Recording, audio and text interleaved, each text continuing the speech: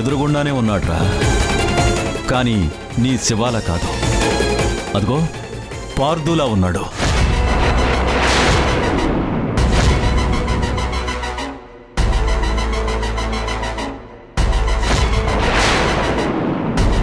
ఈ ఇంటికి అల్లుడుగా ఉన్నాడు.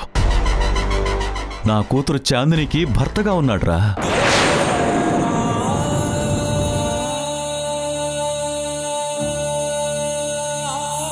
మనందరి కంటి ముందే ఇన్నాళ్ళు ఉన్న మనిషి మనకి ఎన్నో ఏళ్ల క్రితం దూరం అయిపోయినా నీ కొడుకు శివ అని ఈరోజే తెలిసిందిరా.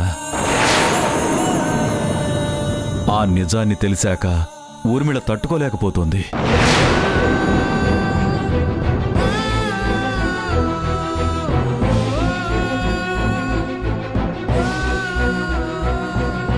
తను కోపంతో ఊగిపోతోంది.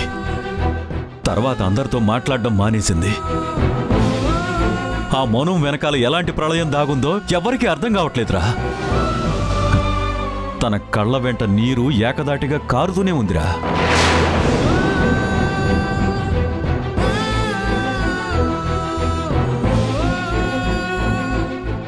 అది బాధను కరిగించే కన్నీరు మాత్రం కాదురా, తన కోపాన్ని మరింత పెంచే కన్నీర్రా. ఆ మౌనాన్ని భరించడం చాలా కష్టంరా. ఆ మౌనం వెనకాల ఏ పెను వస్తుందోనని మళ్ళీ భయంగా ఉందిరా.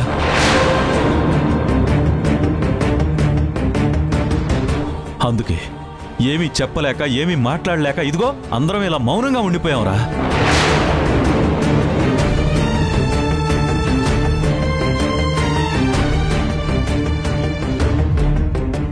అవునంకల్, ఈ పార్థయ్యే మీ శివ అన్న నిజం మీ భానుకెప్పుడో తెలుసు.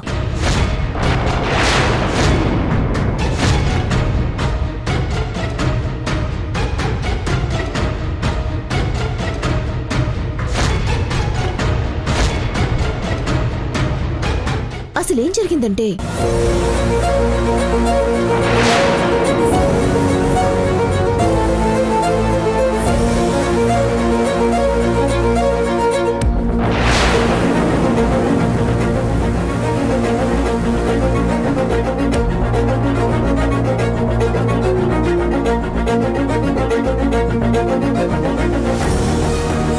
ఇది పూజలో పెట్టి మనం పూజ చేశాం.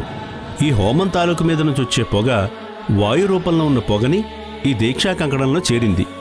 ఇదే ఇప్పుడు రక్షణ కవచంగా మారుతుంది. నీ రక్తం పంచుకుని పుట్టిన సోదరునికి ఏదో జరుగుతుందని భయపడ్డావు కదా. ఆ కార్తవీర్యార్జునుడు సహస్ర చేతులతోనే రక్షణ కవచంగా మారి తనని రక్షిస్తాడు. అన్నయ్య కోసం నువ్వు చేసిన ఈ త్యాగం, ఈ హోమం తప్పకుండా సత్ఫలితాలనిస్తుందమ్మా.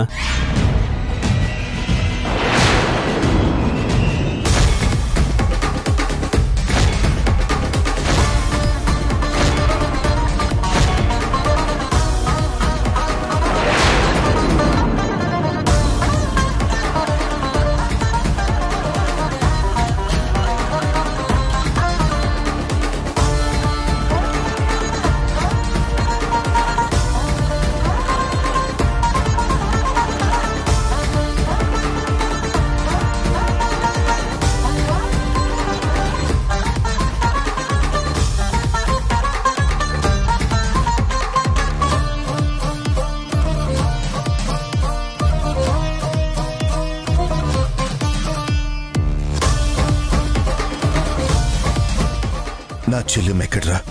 వెంటనే నేను మాట్లాడాలి. పైనుంది.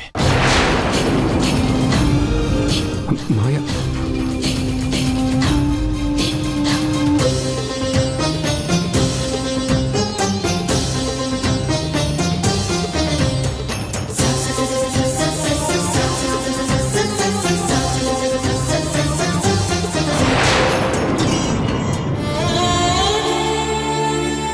చూడండి ఊర్మిళ గారు, మీరేదో బాగా టెన్షన్లో ఉన్నారు. బీపీ ఫ్లక్చువేషన్స్ చాలా ఎక్కువగా ఉన్నాయి. ఇలా ఉండడం మంచిది కాదు. మీరు ముందు ప్రశాంతంగా ఉండాలి. మీరెంత ప్రశాంతంగా ఉంటే మీ బీపీ అంతా కంట్రోల్లోకి వస్తుంది. బీపీ పెరుగుతున్న కొద్దీ ఆరోగ్యానికి చాలా ప్రమాదం. మందులు తాత్కాలిక ఉపశమనాన్నిస్తాయి. మనస్సు ప్రశాంతంగా ఉంటేనే ఆరోగ్యం బావుంటుంది. ఊర్మిళదేవి గారు జాగ్రత్త.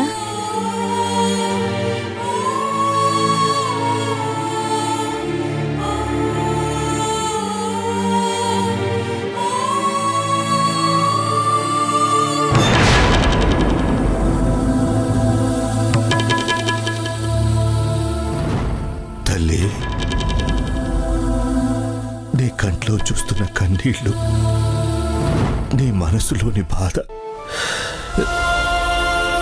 నా గుండెని తొలిచేస్తున్నాయమ్మా.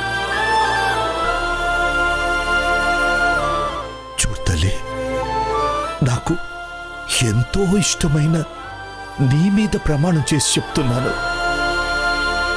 ఇక్కడున్న పార్థు ఏ శివ అని నిజంగా నాకు తెలీదమ్మా.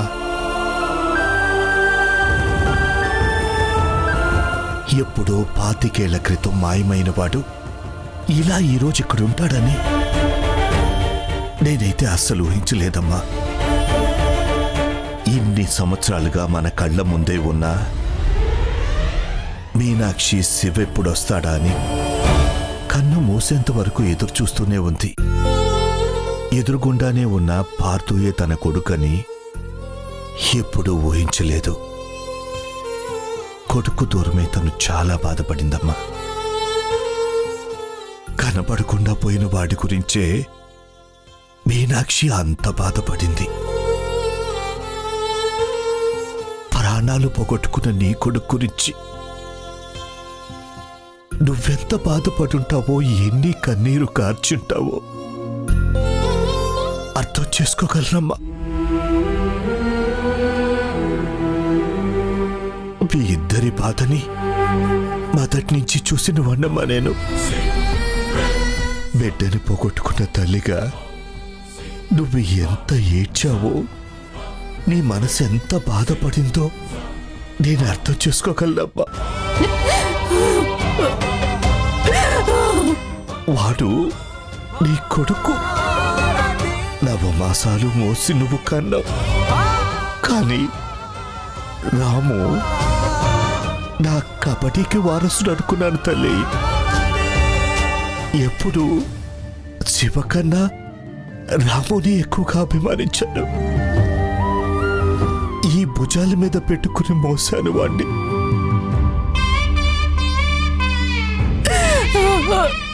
ఇవాళ వాడు లేకపోవడం నీకెంత బాధగా ఉందో నాకు అంతే బాధగా ఉందమ్మా. ఎంత ఏడ్చినా, ఎన్ని కన్నీళ్లు ఖర్చినా పోయిన రాము తిరిగి రాడుగా. కానీ ఒక్కటి నిజం, నా ప్రాణమైన చెల్లెల మీద ప్రమాణం చేసి చెప్తున్నాను, పార్థు ఏ శివ అన్న సంగతి ఇక్కడికి వచ్చేంత వరకు నాకు తెలియదు తల్లి, నాకు తెలియదు తల్లి.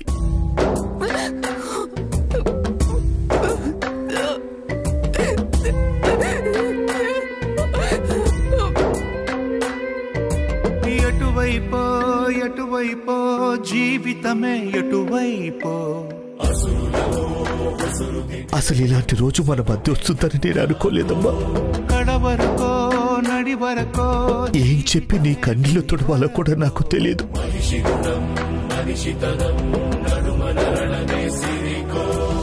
ఏ ప్రాణం పోయే దెవ్వరి కోసం దేవుడైన రాయి దాటిరాడు ఎందుకో. ఎటువైపో జీవితమే ఎటువైపో.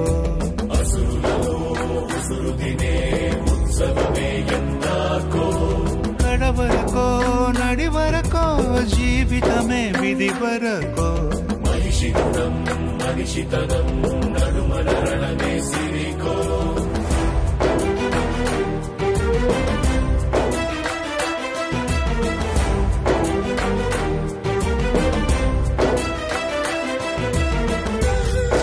తల్లి, ఏంటమ్మా ఇది? ఇంతటి నిజాన్ని ఇన్నాళ్ళు ఎందుకు దాచావమ్మా? కనీసం మాతో అయినా ఒక్క మాట కూడా ఎందుకు చెప్పలేదు? ఇంత పెద్ద విషయాన్ని దాచడం వల్ల ఏదో ఒకరోజు ఇలాంటి పరిస్థితి వస్తుందని కూడా ఊహించలేకపోయావా?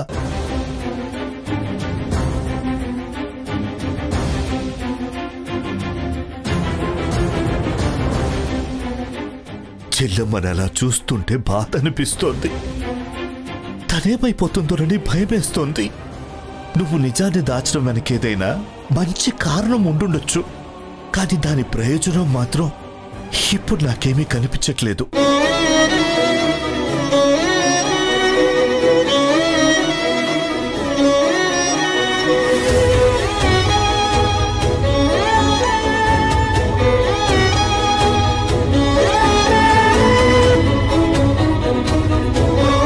నువ్వు ఈ క్షణాన కూడా నాకు పార్థువే. 25 ఏళ్ల క్రితం మాకు దూరమైన మా శివ పార్థు రూపంలో ఉన్నాడని, ఉండగలడని ఊహించుకోలేకపోయాం. నా ఇంటికి కష్టం వచ్చినప్పుడు నేనున్నాను అని బాధ్యత తీసుకున్నావు. ఏ బంధమూ లేకపోయినా అండగా నిలబడ్డావని మురిసిపోయాను. కానీ ఆ బంధం ఇది అని అప్పుడు నాకు తెలీదు. ఇప్పుడు తెలిసినా కూడా శివ అని నిన్నెందుకు పిలవలేకపోతున్నానో తెలుసా? నాకు నీకంటే నా చెల్లెలే ముఖ్యం. తను మళ్ళీ మామూలు మనిషి అవ్వడం ముఖ్యం. తను నిన్ను క్షమించడం ముఖ్యం.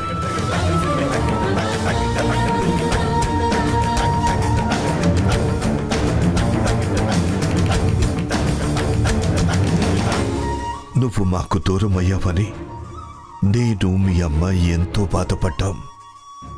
ఏ రోజుకైనా తిరిగొస్తావని ఆశతో ఎదురు చూశాం.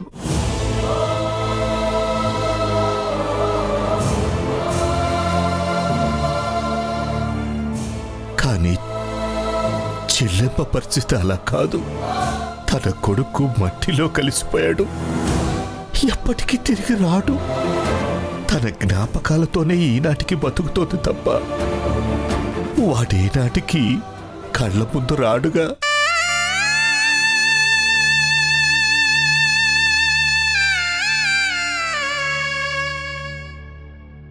నా చెల్లెలి బాధని ఎవ్వరూ తీర్చలేకపోయాం. ఇప్పుడు ఈ నిజం తెలియడం వల్ల ఎంత మదన పడుతోందో, ఎంత బాధపడుతోందో ఆ మౌనంలోనూ ఆ కళ్ళలోనూ అర్థమవుతోంది. ఆ కన్నీళ్లు తుడవాల్సిన బాధ్యత నీది. ఆ కన్నీళ్లకి సమాధానం చెప్పుకోవాల్సిన బాధ్యత నీది.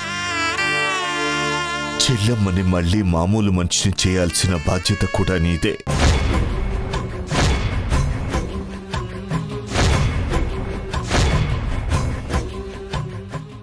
చెల్లెమ్మ నిన్ను క్షమించిన తర్వాతే నేను శివ అని పిలుస్తాను.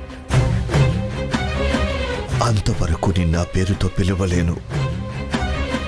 ఇది నేను నీకు విధిస్తున్న శిక్ష కాదు. కొడుకు అని తెలిసాక కూడా కొడుకుని పేరు పెట్టి పిలవలేని తండ్రిగా నాకు నేను విధించుకుంటున్న శిక్ష. కడకిలా జరిగే నేరమే లేకున్నా నిందలే పడినే నిజమిదే నా విధి పనేనా ఇది ఎవరి నాటకమో బరువిదే నా ఈ క్షణాన సుడిగాలి చేరేనా తలరాత మారేనుగా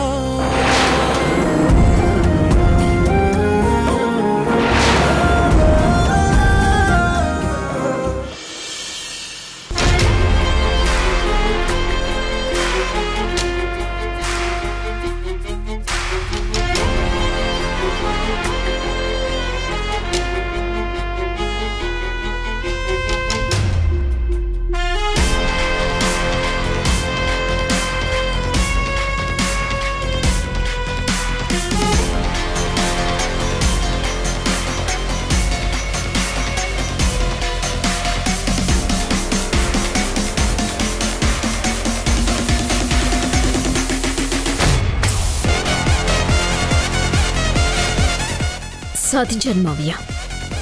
అనుకున్నది సాధించాను. ఇన్నాళ్ళు ఏదైతే చెయ్యాలి అనుకున్నానో అది ఈ రోజు చేసేశాను. ఏ గొడవనైతే చూడాలి అనుకున్నానో అది నా కళ్ళతో చూశాను. ఆ ఇంట్లో సునామీ పుట్టింది. అది ఉప్పెనగా మారి భానుని ముంచేస్తుంది. అందులో ఎలాంటి సందేహం లేదు. నువ్వు నేను కలిసి చేద్దామనుకున్నది ఇప్పుడు నేను ఒంటరిగా చేశాను మావయ్య. అసలు ఈ ఆనందాన్ని ఎలా పంచుకోవాలో నాకు అర్థం కావడం లేదు. ఎవరితో పంచుకోవాలో నాకు తెలియటం లేదు. నువ్వుంటే నీతో ఈ ఆనందాన్ని పంచుకొని పెద్ద సెలబ్రేషన్ చేసుకుందాం అనుకున్నాను. కానీ నా కోసం ప్రాణాలు తీసుకున్న గొప్ప వ్యక్తివి నువ్వు. కన్న తల్లిదండ్రులు కూడా చేయలేనంత త్యాగం ఒక మేనమావగా నువ్వు చేశావు. ఈ మేనకోడల్ని గెలిపించడానికి ప్రతి క్షణం నువ్వు పాటుపడ్డావు. ఆఖరికి నేనేంటో తెలిసిపోయే క్షణంలో నీ ప్రాణాన్ని తీసుకుని నన్ను కాపాడావు. నీ త్యాగాన్ని వృధాగా పోనివ్వను మావయ్య. నువ్వు చేసిన సాహసాన్ని నేను ఎప్పటికీ మర్చిపోను. నా జీవితంతో ఆడుకున్న వాళ్ళని నేను ఎప్పటికీ వదిలిపెట్టను. నీ ఊపిరి తీసిన వాళ్ళని క్షమించి చూస్తూ ఊరుకోను. ఇప్పుడు అదే చేశాను మావయ్య. ఎన్ని రోజుల్లో భాను మీద మనం గెలవలేకపోతున్నాం అనుకున్నాం, కానీ గెలిచాను మావయ్య. ఈ రోజు నేను గెలిచాను. భానుని చూస్తే ఆంటీ ఎంత రగిలిపోతున్నారో చూశాను. ఆ ఇంట్లో జరుగుతున్న గొడవలు ప్రతి మాట నా చెవులకి ఎంత శ్రవణానందాన్నిస్తున్నాయో నువ్వు ఊహించలేవు మావయ్య. ఆ సన్నివేశాల్ని చూస్తుంటే నాకొక పెద్ద పండుగ జరుపుకుంటున్నట్టుగా ఉంది. ఆ ఆనందాన్ని అక్కడే ఎక్స్ప్రెస్ చేయలేకపోయాను. అందుకే ఇదిగో ఇక్కడ నీ ముందు చెప్పాలని వచ్చాను మావయ్య. నువ్వు ఉండుంటే ఈ మంచి మూడ్ని సెలబ్రేట్ చేసుకునేవాళ్ళం. కానీ వాళ్ళు నిన్ను నాకు దూరం చేశారు. ఆ పొగ నా గుండెల్లో రగిలిపోతుంది. నా కార్తీక్ని నాకు దూరం చేయాలని చూసిన ఆ భానుని, అది ఆడిన నాటకాన్ని తలుచుకుంటుంటే నా ఒళ్ళు మండిపోతుంది. ఎన్ని రకాలుగా ప్రయత్నించినా ఇన్నాళ్ళు వాళ్ళు గెలుస్తూ వచ్చారు. కానీ ఇప్పుడు నేను గెలిచాను మావయ్య. ఊహాకందని గెలుపు, చరిత్ర చూడని మలుపు, చరిత్రలో లిఖించతగ్గ విజయం, కథలుగా చెప్పుకునే గెలుపు మావయ్య. గెలుపంటే ఇలా ఉంటుందా, ఎంత గొప్పగా ఉంటుందా అనుకునేలాంటి గెలుపుని ఈరోజు నేను గెలిచాను మావయ్య. ఆంటీ దృష్టిలో ఆ పార్థు తన కొడుకుని చంపిన హంతకుడు. భాను ఆ హంతకుణ్ణి ఆ ఇంటికి తీసుకొచ్చిన ఒక నేరస్తురాలు. ఇప్పుడు ఆ ఇంట్లో భానుకి తల వెంట్రుక పాటి విలువ కూడా లేదు. ఈ అగ్ని మరింత రాజుకునేలా చేస్తాను. ఆ మంట మండిస్తూనే ఉంటాను. కార్తీక్ దృష్టిలో భానుని ఒక విలువలేని మనిషిని చేస్తాను. భాను నీడని కూడా కార్తీక్ సహించలేనట్టుగా కార్తీక్ని నేను మారుస్తాను.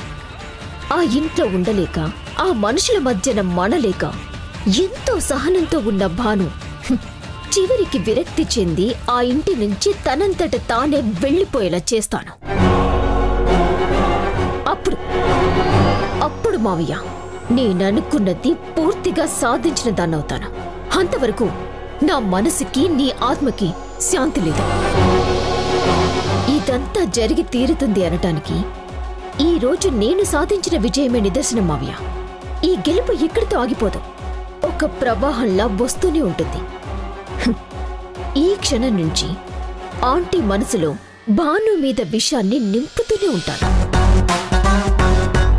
కార్తీక్ నుంచి భానుని దూరం చేయటానికి వచ్చే ప్రతి అవకాశాన్ని నేను అద్భుతంగా మలుచుకుంటూనే ఉంటాను.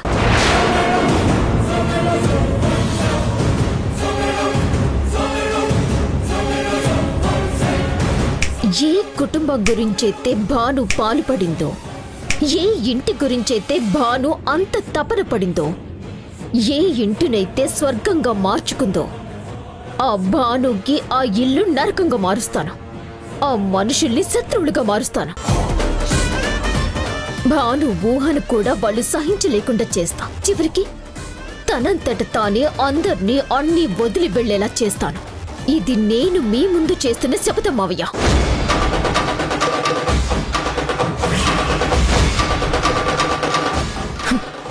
నా గురించి ప్రాణం తీసుకున్న నీకు, నీ ఆత్మకి శాంతి కలగటానికి నేను చేస్తున్న మహాయజ్ఞం మావయ్య. ఈ హోమాగ్నిలో భాను మలమల మాడిపోతుంది, సమిధలాగా మసైపోతుంది. ఇందులో తిరిగే లేదు మావయ్య. ఈ విజయాన్ని నీతో పంచుకోవటానికి నేను ఇక్కడికి వచ్చాను.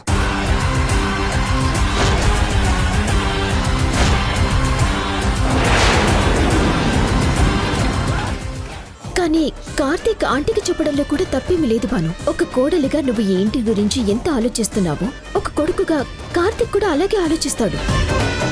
ఇద్దరు చేసేది తప్పు కాదు, కానీ ఆంటీ తీసుకునే విధానంలోనే కొంచెం తేడా వచ్చింది. కార్తీక్కి మంచి చేశావని చెప్తూనే ఉంటాను, కానీ ఆంటీ బాధపడుతున్న ప్రతిసారి నీ వల్లే ఇదంతా జరిగిందని కార్తీక్కి నీ మీద కోపం పెరిగేలా చేస్తాను.